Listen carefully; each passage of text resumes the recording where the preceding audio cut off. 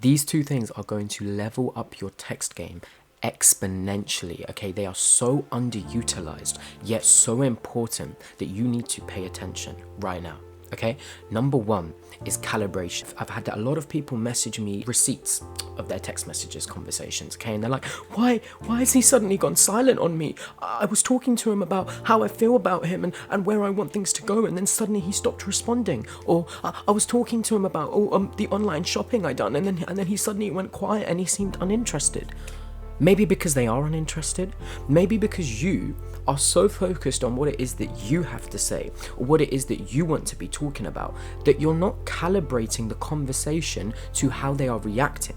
It is critical that if someone is going quiet when you talk about a certain topic, or they seem uninterested when you talk about a certain topic, that you switch the topic. It's a much better position to be in if you are talking about things that they like to talk about. So if they like to talk about football or productive things or poetry, talk to them about football, productive things and poetry, because you are enticing them into the conversation. You're holding a little toy and you're like, come here doggy, doggy, doggy, and the dog comes and it's like running and its tongue is all out. That's what you want to do. You want to draw them in, okay? And then they're going to talk to you about all these different poetry and football stuff, right?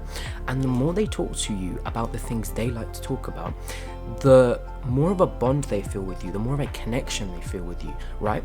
And they attribute the positive emotions of that conversation with you, while simultaneously building the mystery up for you.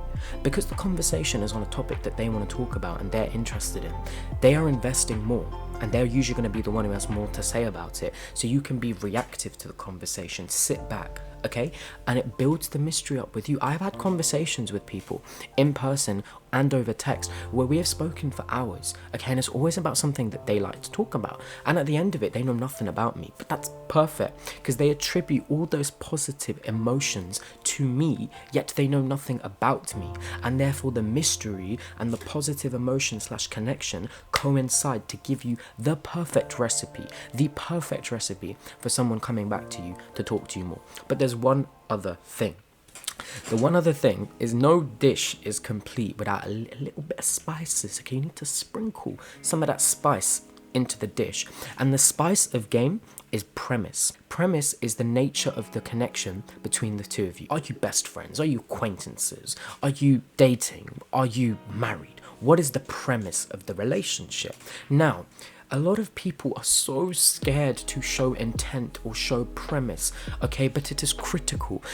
I have had people who come to me like, I've been in love with this person for so long and I want to tell them I like them. That's complicated, darling, because if they have been friends with you for a long period of time, that has been the premise of the connection.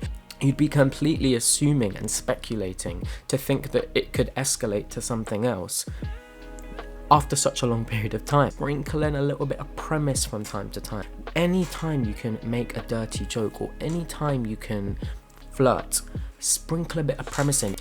It's better that you know that they're not interested in you in that way than for you to kind of tread on eggshells in the conversation, trying to only talk about what's politically correct and trying to not make a joke that they might be offended by. Listen, a lot of people get too offended today and they're snowflakes and they're Karens, but we don't want to be dating snowflakes and Karens, okay? We want to be dating someone who's solid, they have their shit together and they can take a joke. So flirt with them, be open with them, but do it from time to time, sprinkle it in, because when you show premise too much, you over-validate someone. So the level of premise you give should be calibrated to the conversation, and therefore the calibration and the premise coincide. You only show premise when it's right and you've calibrated it to the conversation. For example, you need to qualify and disqualify someone from time to time.